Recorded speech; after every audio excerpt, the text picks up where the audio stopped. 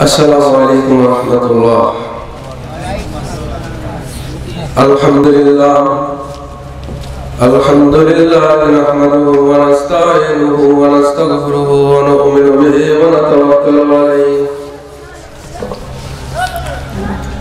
wa na'udzu billahi min shururi anfusina wa min sayyiati a'malina.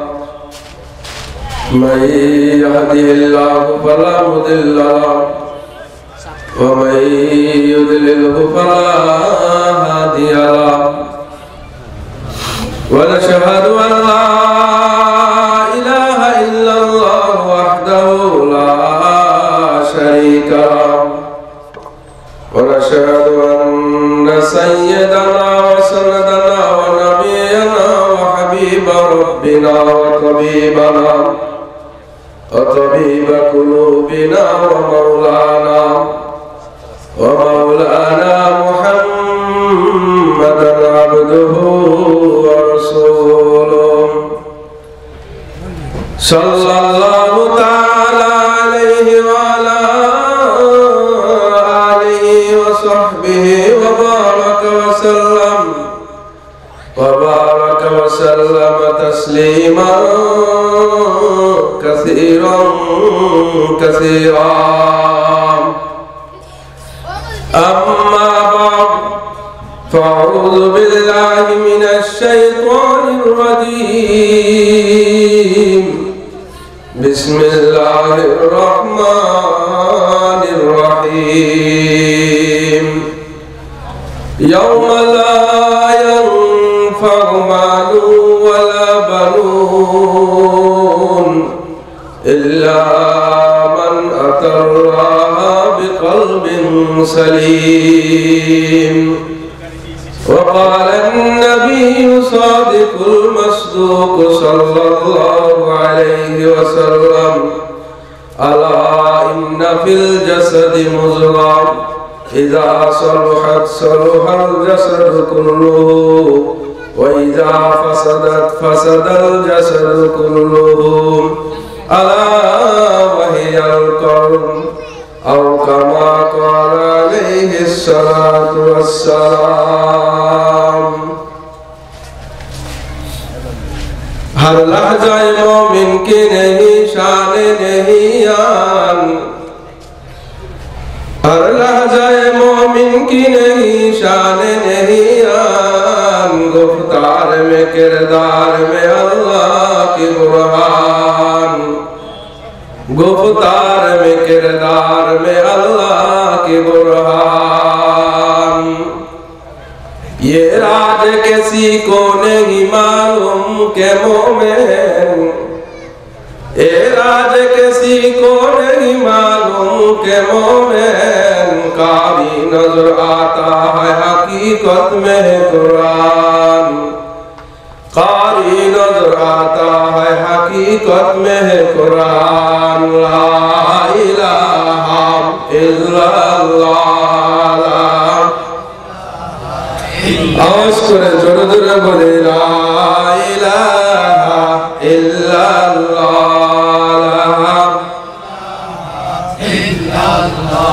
पर्दाए हस्ती अगर सोजी बना रे ला इलाहा ज़बाबे पर्दा बीनी नूर इल्लल्लाह ला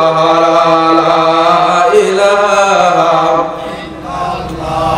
ला इलाहा इल्लल्लाह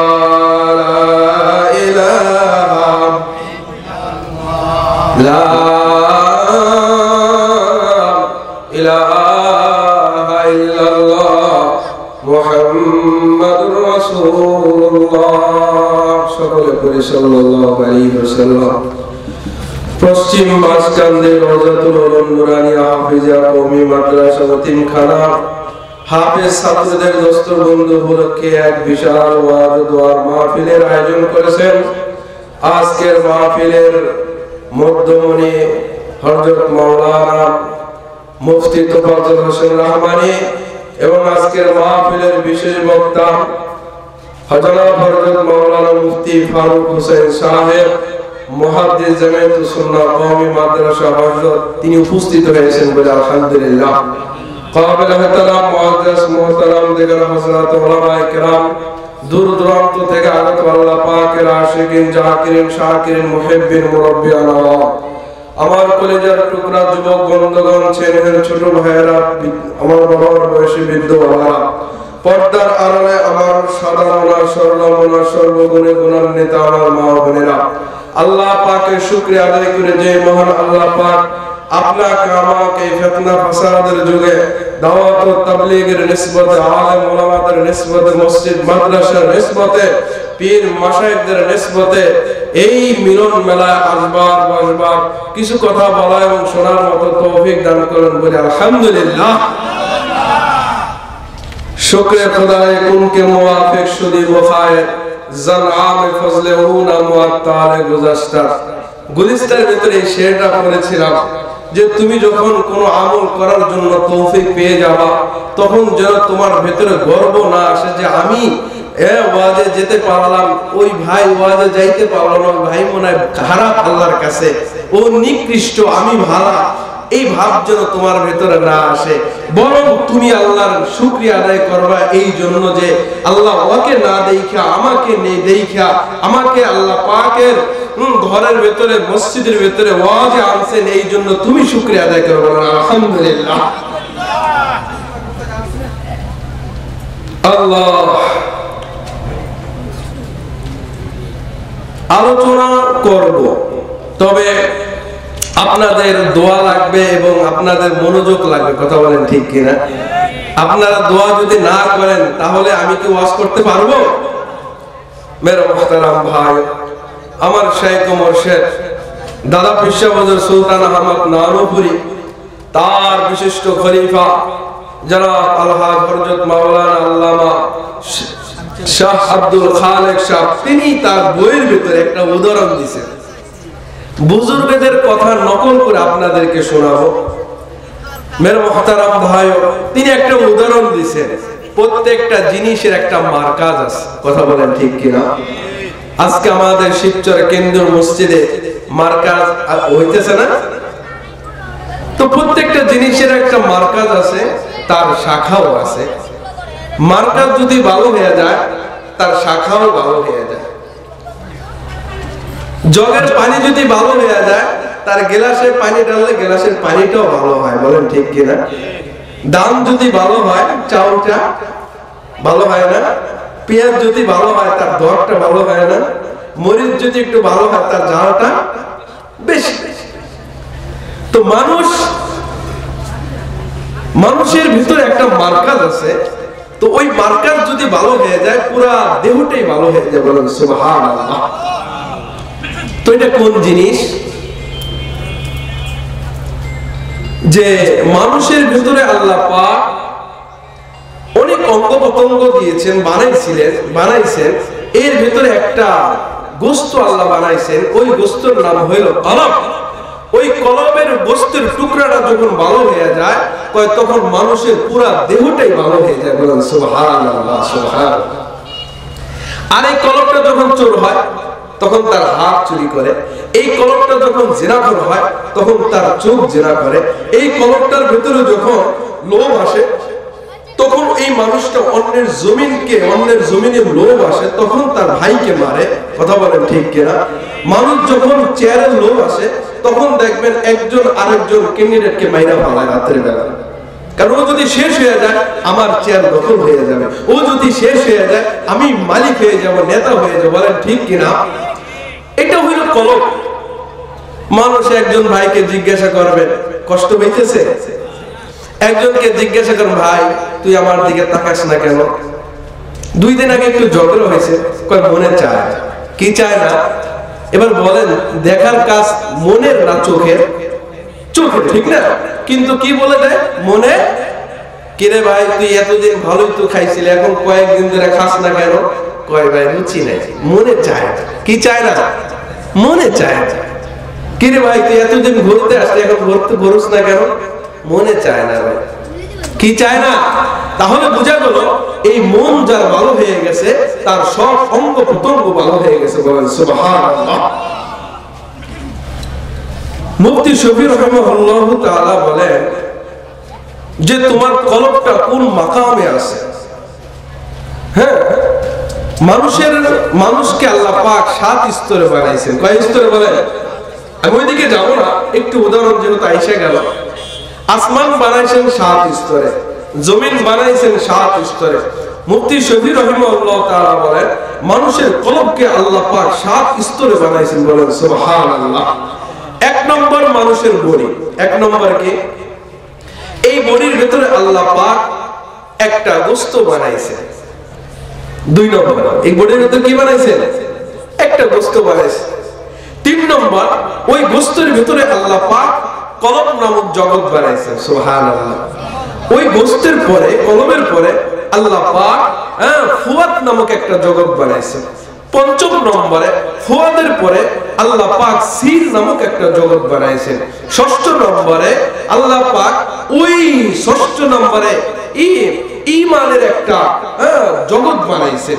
এবং 7ম স্তরে আল্লাহ পাক মারিফতের জগৎকে বানাইছেন। বলেন সুবহানাল্লাহ। 6 নম্বর ঈমানের একটা রূহের একটা জগৎ বানাইছেন। তাহলে আমরা স্তর কয়টা পাইলাম কলবের ভিতরে? 7টা। কয়টা? 1 নম্বর হইল দেহ, 2 নম্বর হইল গোশত, গোশতের ভিতরে আল্লাহ পাক বানাইলেন কলব, কলবের ভিতরে আল্লাহ পাক বানাইলেন ফুয়াদ, ফুয়াদের ভিতরে আল্লাহ পাক বানাইলেন সির, সিরের ভিতরে আল্লাহ বানাইলেন রূহের একটা জগৎ। ওই রূহের শেষ মাকামে আল্লাহ পাক বানাইলেন ঈমান, হিকমত, মারিফতের জগৎ। সুবহানাল্লাহ। তাহলে এই মার্কাজটা, কলব হইল মার্কাজ, আমার হাত হইল শাখা, কলব হইল মার্কাজ, চোখ হইল তার শাখা, কলব হইল মার্কাজ, জবান তার শাখা। এই কলব যার ইল্লাল্লাহ জিকির করে, আল্লাহু আকবার, কলবে যার আল্লাহর প্রেম থাকে, জবানে মাওলার প্রেমের কালেমা পড়ে। বলেন ঠিক কিনা? এই কলবের যদি মুহাম্মদুর রাসূলুল্লাহ মুহাব্বত থাকে, তাহলে বান্দার দেহের ভেতরে মুহাম্মাদের ছবি বাইসা ওঠে। কথা ঠিক না? আপনারা যদি মুহাম্মদ সাল্লাল্লাহু আলাইহি সাল্লামকে না ভালোবাসেন, দাড়ি রাখতে পারবেন না, মাথায় পাগড়ি পরতে পারবেন না, লম্বা জামা পরতে পারবেন না, আল্লাহর টাকনুর নিচে উপরে কাপড় উঠে পড়বে, নিচে পড়তে পারবেন না, পর্দা করতে পারবেন। যদি মুহাম্মাদের ভালোবাসা আপনার কলবের ভেতরে থাকে, তাহলে মুহাম্মদুর রাসূলুল্লাহ আমাদেরকে যেই কাজগুলো শিখিয়ে গেছেন, সব কাজ করতে আমাদের ভালো লাগে। আর যদি তার মোহাব্বত কলবের ভেতর না থাকে, তাহলে দেখবেন ও বিড়ি ছাড়তে পারবে না, ও গাঁজা ছাড়তে পারবে না, ও লোভ ছাড়তে পারবে না, ও দাড়ি রাখতে পারবে না, ও গীবত ছাড়তে পারবে না, ও জিনা ছাড়তে পারবে না, ও ফাহিশা কাজ ছাড়তে পারবে না, ও নষ্ট হয়ে যাবে। এই জন্য যদি কলবের ভেতরে হুব্বে রাসূল, আল্লাহ রাসূলের মুহাব্বত থাকে, তার পুরো দেহের ভেতরে নবীজির সুরাত বাইসা উঠবে। আর কলবের ভেতরে যদি আল্লাহর মুহাব্বত থাকে, আল্লাহর হুকুম মানতে বান্দার সবকিছু সহজ হয়ে যায়। ঠিক না? আল্লাহু আকবার। যাইতে হবে আমাদেরকে এই জগৎ ছেড়ে আলোর জগতে যাইতে হবে। বলেন ঠিক কিনা? এই জগতে আমাদের হাতের শক্তি আছে, তো ভালো মতন কামাইতে পারে, চোখের দৃষ্টি আছে, পুরা দুনিয়া আমরা দেখতে পারি, জবান আমার ক্লিয়ার আছে, মানুষের সাথে কথা বলতে পারি, পায়ে আমার শক্তি আছে, আমি দৌড়াতে পারি, গায়ে আমার বল আছে, আমি যা ইচ্ছা তা করতে পারি। কিন্তু আমার যে আখিরাতের জগতে যাইতে হবে, ওই জায়গায় আমার শক্তির কোনো কাজে আসবে না, চোখের পাওয়ার কোনো কাজে আসবে না, হাতের শক্তি কোনো কাজে আসবে না, দেহের শক্তি কোনো কাজে আসবে না, পায়ের শক্তি কোনো কাজে আসবে না। কি কাজে আসবে? একটা জিনিস কাজে আসবে, ওই মানুষের ভেতরে যদি কলব নামক মার্কাজ ভালো হয়ে যায়, ওই কলবের বস্তুটা যদি ভালো হয়ে যায়, ওই মানুষটা ভালো হিসাবে পরিচয় পেয়ে যাবে এবং আল্লাহ পাকের জান্নাতে চলে যাবে। সুবহানাল্লাহ। তাহলে মওত একটা জিনিস আসতে হবে। দাকায়ুকুল আখবার কিতাবের ভিতরে ইমাম গাযালি রাহিমাহুল্লাহু তাআলা বলেন যে মওত এটা কি জিনিস? মওত শুনলাম, এটা মওতটার আকৃতি কি? একটা আকৃতি আছে না? জীবনে শুনছেন মওতের আকৃতি আছে?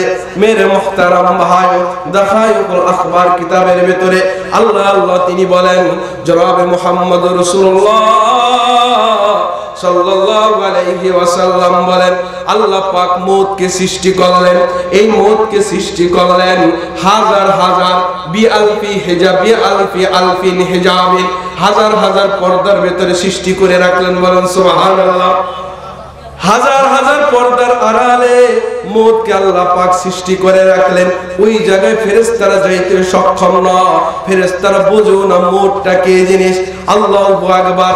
যখন আল্লাহ পাক আজরাইলকে বানাইলেন, আদম আলাইহিস সালামকে বানাইলেন, এরপর আজরাইল আলাইহিস সালামকে বানানোর পরে আর নবীজিকে আদমকে বানানোর পরে আল্লাহু আকবার আজরাইলের কাছে যখন মউতের মানুষের জান কবজের এই জিনিসটা যখন আজরাইলের কাছে অর্পণ করলেন, এবার আজরাইল বলে উঠলেন মাওলা মউত কি জিনিস আমি তো বুঝি না।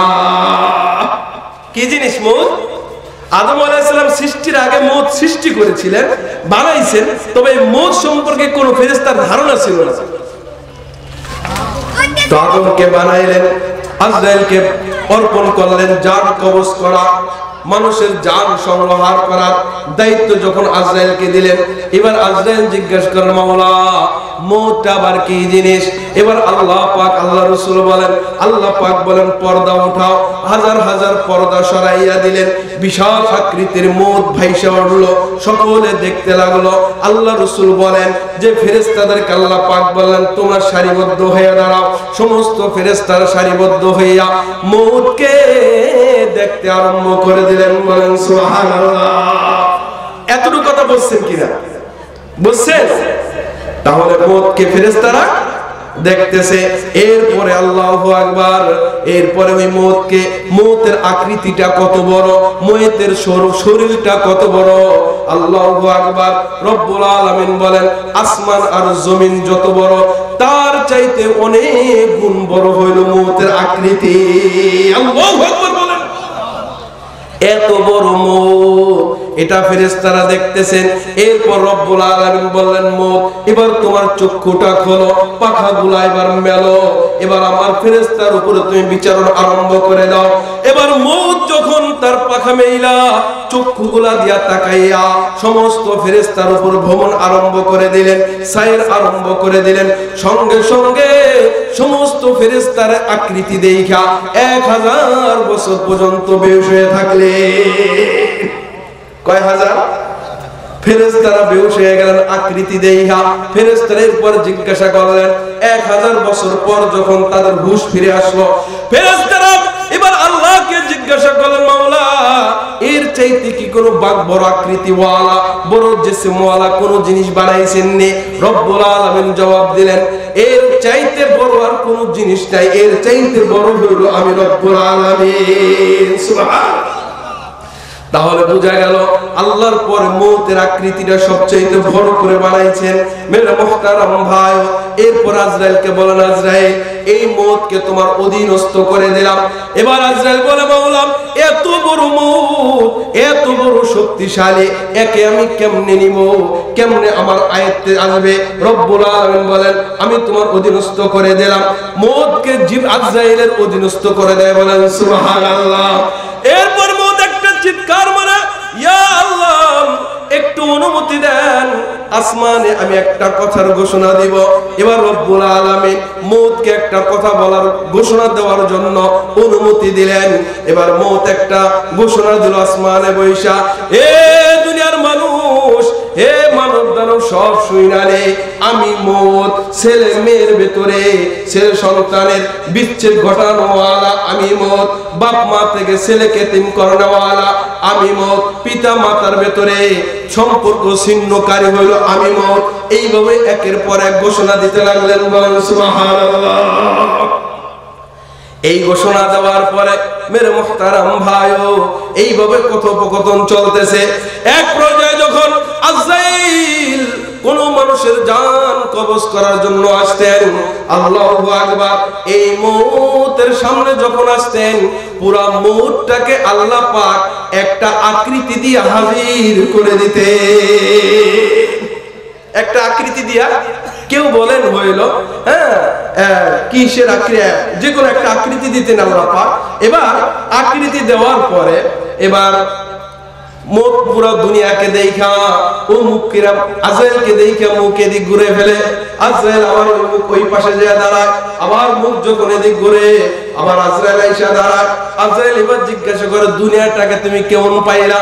কয় দুনিয়াটা হইল আল্লাহু আকবার, আমাকে ধোঁকা দিছে, দুনিয়া আসলে ভালো না, দুনিয়া আমাকে ধোঁকা দিছে। এবার দুনিয়াকে আল্লাহ পাক পুরো একটা জিনিসের আকৃতি দিয়ে হাজির করবেন। দুনিয়া বলবে তুই তোর পিছনে আমি গিয়েছিলাম না, তুই আমি দুনিয়ার পিছনে ছুটছিলি, নামাজকে নামাজ বলস নাই, তুই দুনিয়ার পিছনে ছুটতে যাইয়া নামাজ কাজা করছ, তুই দুনিয়া কামাইতে যাইয়া হালালকে হালাল বলস নাই, হারাম তুই খাইছ, আমি কি তোর পিছনে ঘুরছিলাম না, তুই আমার পিছনে ঘুরছিলি। দুনিয়ার সাথে তর্ক লাগে। এক পর্যায়ে মানুষ পারবে না, দুনিয়া বিজয় হয়ে যাবে। আল্লাহু আকবার। এই মালাকুল মউত, মউতের আকৃতিটা দেখলেন, এত বড় মউত, এত বড় মউত। আল্লাহ পাক আজরাইলের অধীনস্থ করে দিলেন, বলেন সুবহানাল্লাহ। আজরাইলকে কেমন বানাইছেন? দাকাইকুল আখবারের ভিতরে বলে আজরাইলের দুইটা পা থাকবে, একটা পা কোন কোন কিতাবে বলে, হাদিসের ভিতরে পাওয়া যায় চতুর্থ আসমানে তার সিংহাসন, কেউ কেউ বলেন যে সপ্তম আসমানে। ৭০,০০০ খুঁটির উপরে একটা সিংহাসন বানাইছেন।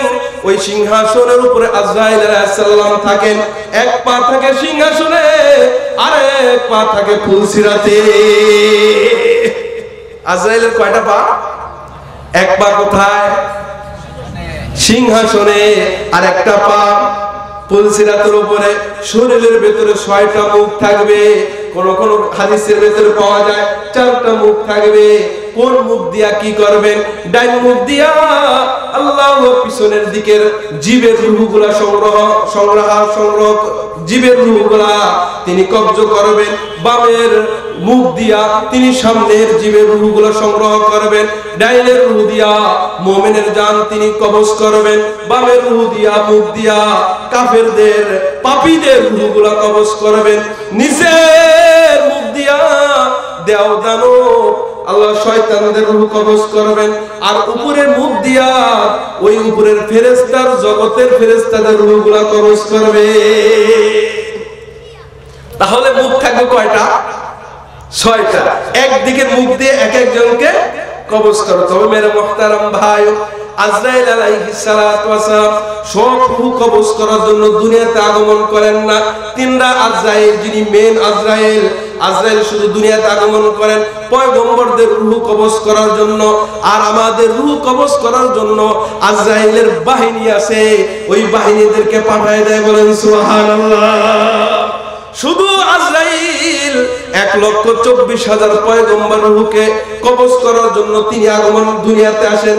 আর যত মানুষের যত দেওদানব রূহ কবজ করা লাগে সব ওই আজরাইল আলাইহিস সালামের বাহিনীরা ওই জান কবজ করে। তাহলে বুঝতে পারলাম তো আজরাইল কার জান কবজ করে? শুধু পয়গম্বরদের রূহ। আর আজরাইলের যে বাহিনী আছে, সৈন্য বাহিনী, এরা এক এক সেক্টরে ভাগ করা আছে, তারা ওই জানগুলো কবজ করে। মেরে মুহতারাম ভাই, কেমনে বোঝে? আসমানের জগতে প্রথম দুনিয়ার মানুষের যার মৌতের ঘন্টি বাইজা যায়, ৪০ দিন আগে একটা পাতা আজরাইলের কাছে চলে আসে। ৪০ দিন আগে দুনিয়াবাসী যে মৃত্যুবরণ করবে, ৪০ দিন আগে আকাশে তার মৌতের ঘোষণা হয়ে যায়। মৌতের ঘোষণা যখন হয়ে যায়, সব কিছু বন্দোবস্ত করে। সময় যখন হয়ে যায়, ইজা জা আজালুহুম ফালা ইস্তাখিরুনা সাআতাও ওয়ালা ইস্তাকদিমুন। মৌতু কাসিন কুল্লু নাসিন শারিবু কবরু বাইতিন কুল্লু নাফসিন দাখিলু কবরু বাইতিন কুল্লু নাসিন দাখিলু। मौत जिस दिन आ गई मुर्दा की हालत क्या हुई, रूह तन से उड़ गई मुर्दा की हालत क्या हुई। তাহলে বুঝা গেল যে দুনিয়ার মানুষের যদি একজনের জান, দুনিয়ার মানুষের যদি মৃত্যু হবে, তার ঘোষণাটা আল্লাহ আসমানবাসীর কাছে ৪০ দিন আগে এটা কি হয়ে যায়? মৌতের ঘোষণা হয়ে যায়। ৪০ দিন আগে একটা পাতা পরে আল্লাহ পাকের আরশের নিচে একটা বিশাল গাছ আছে, ওই গাছের উপর প্রত্যেকটা জানের এক একটা পাতা আছে। 40 দিন আগে একটা পাতা ছিঁড়ে আজরাইল আলাইহিস সালামের বুকের উপরে, হাতের উপরে চলে আসে। তিনি দেখা টাইম মতন তার জানকে কবজ করে ফেলে। বলেন সুবহানাল্লাহ। আরেকটা কথা জেনে না, কার মৌতটা কখন হবে? পিতা যখন তার বিবির সাথে মিলন করে, যেই বীর্যের মাধ্যমে, যে মনির মাধ্যমে সন্তান জন্মগ্রহণ করবে, হ্যাঁ, তখন একদল ফেরেশতা আছে ওই বীর্যের সাথে ওই মানুষটা যেখানে মৃত্যুবরণ করবে ওই মাটিটা আনিয়া ওই বীর্যের সাথে মিলাইয়া তার রেহেমের ভিতরে ঢুকাই দেয়। বলেন সুবহানাল্লাহ। আমি যেই জায়গায় মওত হবে ওই জায়গার মাটিটা ওই ফেরেশতাদের কামই হইল, ওই বাহিনী মাটিটা আনবে, আনার পরে আমার যে বীর্যের দ্বারা আমি তৈরি হব ওই বীর্যের সাথে, ওই মনির সাথে ওই মাটির টুকরাটা মিশ্রিত করে মায়ের রেহেমের ভিতরে ঢুকাই দেয়। বলেন সুবহানাল্লাহ। এরপরে যখন যেই মাটির থেকে আনবে সেখানেই তার মওত। মেরে মুহতারাম ভাই, হযরত দাউদ আলাইহিস সালাতু ওয়াস সালামের ছেলে হযরত সুলাইমান আলাইহিস সালাম, সকলে জানি কিনা এই সুলাইমান আলাইহিস সালাতু ওয়াস সালাম দুনিয়ার বাদশা ছিলেন। বলেন ঠিক কিনা? আল্লাহ পাক এমন বাদশাহী তাকে দান করেছিলেন, এমন রাজ সিংহাসন তার ছিল। তিনি কোনো পাখার ভরে চলতেন না, তিনি কোনো পেট্রোলের ভরে করে চলতেন না। আল্লাহ পাক হাওয়াকে তাবি বানিয়ে দিয়েছেন, ওই হাওয়াকে বললে সঙ্গে সঙ্গে ওই দেশের ভিতরে নিয়ে যাইত। বলেন সুবহানাল্লাহ। ওই সুলাইমান আলাইহিস সালামের কাছে আগের জমানায় আজরাইল আলাইহিস সালাতু ওয়াস সালাম আসতেন, তবে আসল রূপে আসতেন। কি রূপে? সবাই দেখতো আজরাইল আসছে। মেরে মুহতারাম ভাই, এখন আজরাইল আসে গোপনে, আগে প্রকাশ্যে আজরাইল মানুষের কাছে আসতো। হযরত সুলাইমান আলাইহিস সালাতু ওয়াস সালামের কাছে আজরাইল আসেন। আজরাইল আসার পরে আল্লাহু আকবার, সুলাইমান আলাইহিস সালাতু ওয়াস সালামের পাশে একটা ছোট্ট শিশু ছিল, শিশু না একটা ছেলে ছিল। ওই ছেলেকে আজরাইল আলাইহিস সালাম চোখের একটা চোখ রাঙ্গানি দিলেন।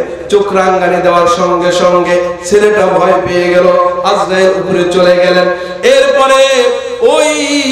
এরপরে ছেলেটা পয়গম্বর সুলাইমান আলাইহিস সালামকে বললেন, ও পয়গম্বর, আজরাইল যেইভাবে আমার উপরে চোখ রাঙ্গানি দিছে, ভয় লাগিয়া গেছে, আমাকে চীন দেশে পাঠানোর ব্যবস্থা করে দাও। সুবহানাল্লাহ। আজরাইলের চোখের রাঙ্গানিতে ভয় পেয়ে যায়। এরপরে আল্লাহু আকবার, তিনি বলেন, আমাকে দেখেন না, এখানে রাখেন না, আমাকে চীন দেশে পাঠাইয়া দেন। এবার সুলাইমান আলাইহিস সালাম বাতাসকে বললেন, বাতাস, আমার এই ছেলেটাকে চীন দেশে নিয়ে যাও। চীন দেশে নিয়ে ফালাই দিলেন।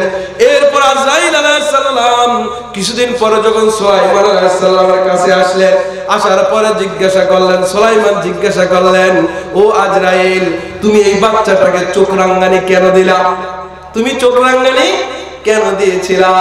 এবার আজরাইল বলে, ও আল্লাহর পয়গম্বর, ওর মওত হবে চীন দেশে, এই জন্য ওকে দেখি আপনার পাশে, কিন্তু মওত তো হবে ওই জায়গায়, খাতা কলমে সব আছে ওই জায়গায়, আল্লাহ RSBS পর্চা সব হলো ওই জায়গায়, দেখি আপনার পাশে, এই জন্য চোখ রাঙ্গানি দিলাম, যাতে করে ভয় পায় ও, যাতে করে ওই জায়গায় চলে যায়। এ আল্লাহু আকবার, বলুন আল্লাহু আকবার। এরপরে এই কথা যখন তিনি বললেন, আমার কাছে তুমি যাওয়ার পরে ছেলেটা আমার কাছে বলেছিল আমি বাতাসকে দিয়ে চীন দেশে পাঠিয়ে দিয়েছি, তাহলে কি ছেলেটার মওত হয়ে গেল কিনা? আপনি পাঠানোর সঙ্গে সঙ্গে আমার বাহিনী ওর জান ওই জায়গায় কবজ করে ফেলেছে। বলেন সুবহানাল্লাহ। তাহলে যেই জায়গার মাটি দিয়া যাকে আল্লাহ বানাইছেন ওই জায়গায় ওর কি হবে? মওত হবে। বলেন ঠিক কিনা? কারো মওত পানির ভেতরে হয়ে যায়, কারো মওত আগুনের ভেতরে হয়ে যায়, কারো মওত দালানের ভেতরে হয়ে যায়, কারো মওত চোখের ভেতরে হয়ে যায়, কেউ তো অ্যাক্সিডেন্ট করে মারা যায়। বুঝা যাবে ওই জায়গার মাটি দিয়া ওকে আল্লাহ বানাইছিলেন, এই জন্য ওর মওত ওই জায়গায় হয়ে গেছে। অনেক সময় আমাদের মওত যদি হয়ে যায় গাড়ির অ্যাক্সিডেন্টে, ছেলে হইলো একটা, আবার মোটরসাইকেল চলাই অ্যাক্সিডেন্ট করে মারা গেছে। আল্লাহরে গাইলেইতে থাকে, আল্লাহ কি চোখে দেখে না? আল্লাহ আমার ছেলেটার একলা চোখে দেখলো, আর কি কোনো চোখে দেখে না? আমার পাশে আব্দুল করিমের 4টা সন্তান, শয়তানের ঘরে শয়তান, বদমাশি করে, লুচ্চামি করে, বাটপারি করে। আমার ছেলেটা কি ভর্দ, আমার ছেলেটা আজরাইলে চোখে দেখলো, আল্লাহ আমার ছেলের চোখে দেখলো, ওর ছেলেগুলা দেখলো না। এরকম গাইলে কিনা? এটা কি ঠিক? বান্দা কার? আল্লাহর না? এগুলো সব আমানত। ইয়ামানত চাঁদে রোজা নজদে মাস, দর হাকিকত মালিকে হার শেখ দাস। আর আকিল না হো গাফিল তুঝে দুনিয়া সে জানা है कि एक दिन अपना मुंह खुदा को भी दिखाना है, कि एक दिन अपना मुंह खुदा को भी दिखाना है। মौत কিন্তু হবেন কিনা? ভালো মানুষের মৌত হয় কিনা? খারাপ মানুষের মৌত হয় কিনা? ভালো মানুষের ভিতরে সর্বশ্রেষ্ঠ ভালো মানুষ ছিলেন আপনার আমার পয়গম্বর জনাব মুহাম্মদুর রাসূলুল্লাহ সাল্লাল্লাহু আলাইহি ওয়াসাল্লাম। এর চাইতে আল্লাহ পাকের সবচাইতে কাছের মানুষ ছিলেন মুহাম্মদুর রাসূলুল্লাহ। এত ভালোবাসতেন, তিনি দুনিয়াতে থাকতে পারছেননি? পারছেন? ফেরাউন, নমরুদ, হাম্মান, কারুন, এরা খারাপ মানুষ, এরা থাকতে পারছেনি?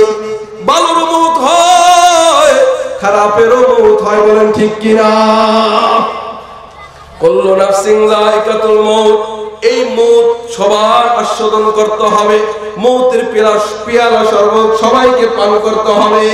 মেরে মুহতারাম ভাই, এই মৌত যার যেখানে আছে, ওই মৌত আজরাইল ওই জায়গায় তাকে পাকড়াও করবে, বলেন ঠিক কিনা? তুমি কেমনে মালিকের সামনে চোখটা তোমার মুখটাকে দেখাইবা? শের আকারে আল্লাহ পাকের কথাগুলো বলেন, আরে আকিল না হো গাফিল, হে জ্ঞানী, আজকে তুই গাফিল হয়ে যাস না। তুই আজকে দুনিয়ার ভিতরে যাহা কিছুই করস, তোকে কিন্তু আল্লাহ পাকের কাঠগড়ায় দাঁড়াইতে হবে, তোমাকে কিন্তু মালিকের সামনে দাঁড় করাইতে হবে, দাঁড়াইতে হবে। তুমি কিন্তু ভুইলা যাইও না, দার ফানি কি সাজাউট পরনা জাম, নেকি উসে আপনা আসলি ঘর সাজা। দুনিয়ার এই রং তামাশা পাইয়া আখিরাতের ঘরের কথা বইলা যাইও না। দুনিয়ার ঘরের ভিতরে থাকার কথা ভাইবা, আখিরাতে যে মাওলার সামনে দাঁড়াইতে হবে না, এই কথা তুমি ভুইলা যাইও না। অনেক সময় আমরা উদাহরণ দিলে বুঝে আসবে, আমাদের ছেলেদেরকে বিদেশে পাঠাইছি কিনা? পাঠাই না? ইটালি পাঠাইছেন কয় লক্ষ টাকা দিয়া? 12 লক্ষ টাকা। আসলে কি আপনারা কি বোবা?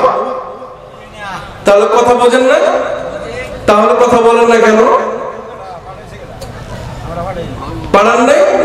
কেউ পাঠাইছেনি 12 লক্ষ টাকা দিয়া? শোনেন নাই? বাস, তো এটা তো হক হইতে পারে না, কষ্ট হইব। তো 12 লক্ষ টাকা পাঠাইলেন, ধরেন 2 লক্ষ টাকা আপনার কাছে, 10 লক্ষ টাকা ঋণ করে আছে, সুদে আছে। আচ্ছা, এই ছেলেটা যদি বিদেশে গেল 10-12 বছর হয়ে যায়, একটা টাকাও আপনার দেয় না, এই ঋণ কেমনে পরিশোধ করবেন আপনি?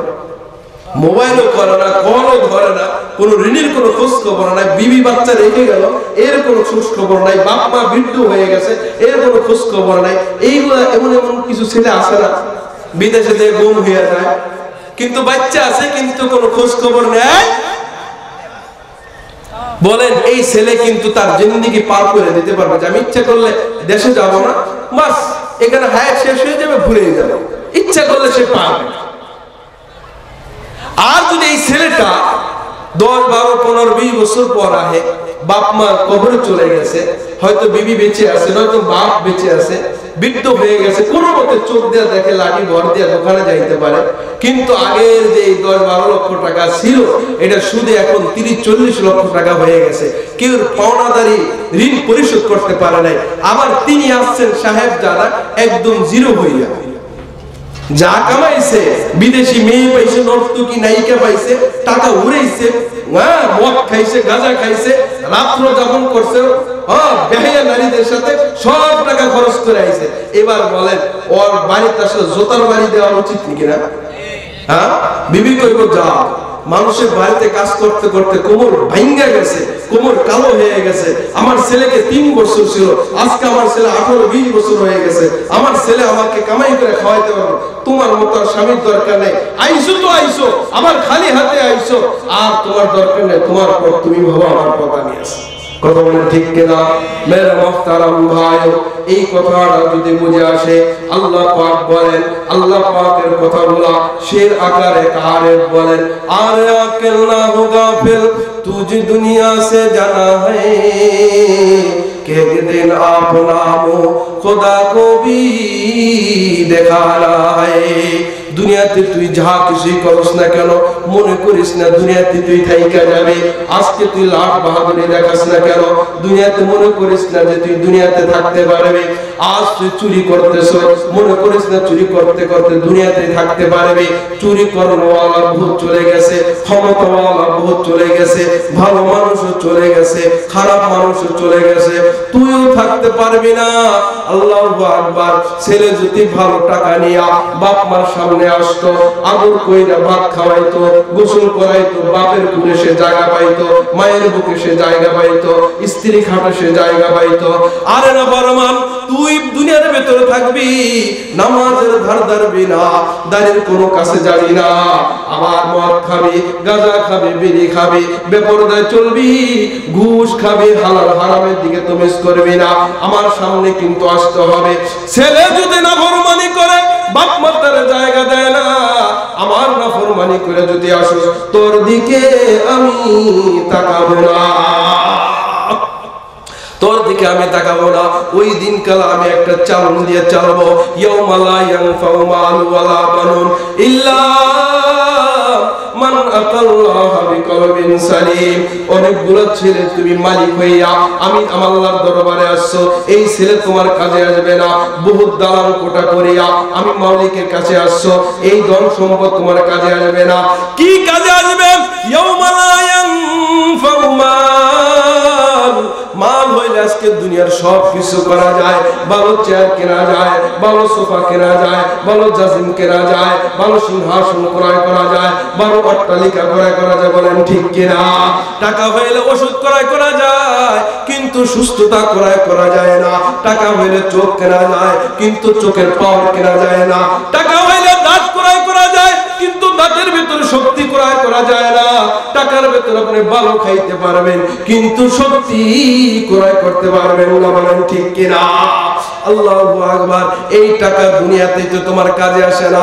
এরপর যার 4টা-5টা সন্তান থাকে, এই সন্তানের গর্বে, এই সন্তানের পাওয়ারে দেখবেন বাপে লঙ্গিটা ভালো মতন করে না, এভাবে রাস্তা দিয়া যায়। কি সলিমুল্লাহর বাপ এমনি হাঁটো কেন? যেমনি মনে হয় হেমনি হাঁটবো। তোমার বাপার কি? আমার ছেলের টাকা দামে লঙ্গি কিনছি, যেই হয়েছে সেইভাবে হাঁটবো। বলেন ঠিক কিনা? মানুষকে আর মানুষ বলে না। ছেলে একটা লন্ডন, আমেরিকা, জার্মান, একটা আবার বাটপার টাইপের, নেতা টাইপের, আবার একটা হলো সন্ত্রাসের ভিতরে, কোন দিক দিয়ে তার কোন কমতি নাই, কেউ তার সাথে কথা বলতে পারে না। ছেলের উপরে ভর কইরা এই বাপের যা ইচ্ছা তা করে, টাকার উপরে ভর কইরা যা ইচ্ছা তা করে। এই টাকাও একদিন কিন্তু কাজে আসে না। বলেন ঠিক কিনা? আচ্ছা বলেন, আপনার টাকা আছে, আপনার 2টা চক্ষু চলে গেল, কোন দেখবেন কোন ছেলে যত টাকা দিয়া, যত কিছু দিয়া চোখ ক্রয় করে আনবে, ওই চোখের ভেতর পাওয়ার ক্রয় করতে পারে না। তোমার ছেলের ভয় তুমি তোমার ছেলের উপর ভর কইরা আজকে তুমি যা ইচ্ছা তা করতেছো। তোমার যদি একটা কিডনি বাদ হয়ে যায়, কোন ছেলে আসে না আব্বা একটা কিডনি দিয়া দিলাম, কোন একটা পার্স যদি নষ্ট হয়ে যায়, কোন মেয়ে আসে না মা তোমার একটা পার্স দিয়া দিলাম। আল্লাহু আকবার। ছেলে তোমার দুনিয়াতে কাজে আসে না, টাকা তোমার অনেক কাজে আসে না। আসরে ময়দানে এমন একটা অবস্থা হবে, টাকাও কাজে আসবে না, মালও কাজে আসবে না, ছেলে সন্তানও কাজে আসবে না। কি কাজে আসবেন? ইয়াউমা লা ইয়ানফাউ মাল ওয়ালা বানুন ইল্লা মান আতাল্লাহা বিকলবিন সালিম। কয় মানুষ তোমার ভেতরে যে আল্লাহ পাক একটা কলব দিয়েছেন, কলবে সালিম, এটাকে যদি পরিশুদ্ধ করে আনতে পারো, এটাকে যদি পাক করে আনতে পারো, গুনাহকে দূর কইরা হুব্বুল্লাহ এবং হুব্বে রাসূলের মহব্বতকে যদি কলবের ভেতরে আনা যায়, 12টা গুণ 14টা খারাপ গুণ বাইর করিয়া 22টা ভালো গুণ যদি ঢোকানো যায়, এই কলবকে নিয়ে যদি হাসরের ময়দানে উপস্থিত হওয়া যায়, এই কলবকে দইকা মাওলা তোমার জান্নাতের ব্যবস্থা করে দিবে। বলেন সুবহানাল্লাহ। তাহলে হাসরের ময়দানে কি কাজে আসবেন বলেন? কলব, কলবে সালিম, সুস্থ অন্তর, যে অন্তরের ভেতরে লোভ নামক রোগ নাই, যে অন্তরের ভেতরে হিংসা নামক রোগ নাই, যেই কলবের ভেতরে জিনা নামক কোনো কিছু লেখা নাই, যেই কলবের ভেতরে হারাম বলতে কিছু নাই, যেই কলবের ভেতরে জমিনকে আত্মসাৎ করার গুনাহ পাওয়া যায় না, যেই কলবের ভেতরে মদ খাওয়ার গুনাহ পাওয়া যায় না, যেই কলবের ভেতরে মানুষেরকে বাড়ি দেওয়ার গুনাহ পাওয়া যায় না, যেই কলবের ভেতরে গালি দেওয়ার গুনাহ পাওয়া যায় না, যেই কলবের ভেতরে বেপরদার গুনাহ পাওয়া যায় না, যেই কলবের ভেতরে বেনামাজের গুনাহ পাওয়া যায় না, যেই কলবের ভেতরে বেরোজগার গুনাহ পাওয়া যায় না, যেই কলবের ভেতরে শুধু সুন্নতে রাসূলুল্লাহর সব মহব্বত পাওয়া যায়, আমার আল্লাহর হুকুমের মহব্বত পাওয়া যায়, এই দুই জিনিস নিয়ে যদি আল্লাহর দরবারে হাজির হয়ে যায়, সঙ্গে সঙ্গে এই মানুষটাকে আল্লাহ জান্নাত দিয়ে দেয়। বলেন সুবহানাল্লাহ।